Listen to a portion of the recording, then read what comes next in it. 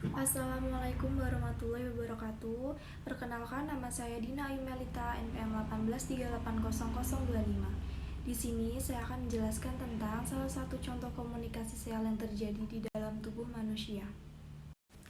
Komunikasi sel adalah proses di mana sel mendeteksi dan menanggapi sinyal di lingkungannya.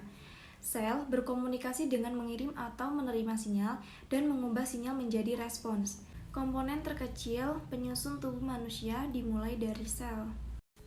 Terdapat 3 tipe komunikasi sel yang dibedakan berdasarkan jaraknya, yaitu antara lain, yang pertama komunikasi langsung, yang kedua komunikasi lokal, dan yang ketiga komunikasi jarak jauh.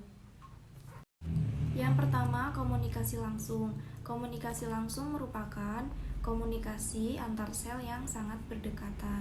Yang kedua ada komunikasi lokal. Komunikasi lokal sendiri merupakan komunikasi sel yang terjadi melalui zat kimia yang dilepaskan ke cairan ekstrak sel atau intersisial untuk berkomunikasi dengan sel lain yang berdekatan, sinyal parakrin, atau sel itu sendiri yaitu sinyal autokrin. Yang ketiga yaitu komunikasi jarak jauh. Komunikasi jarak jauh merupakan komunikasi antar sel yang mempunyai jarak cukup jauh, sehingga harus melewati atau dilalui melalui pembuluh darah.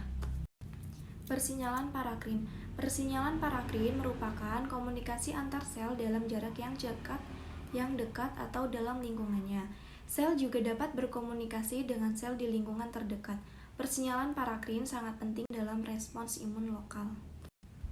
Salah satu contoh persinyalan parakrin yaitu pada komunikasi antar neuron atau sel saraf, di mana ligan yang digunakan pada komunikasi neuron disebut neurotransmitter, yang dihasilkan dari presinaps melalui celah sinaps diterima oleh postsinaps dari dendrit ke bagian ujung saraf. Contoh ligan lainnya antara lain faktor pertumbuhan prostaglandin dan histamin. Contoh histamin yang berperan pada penyakit asma terjadi pada suatu reaksi alergi.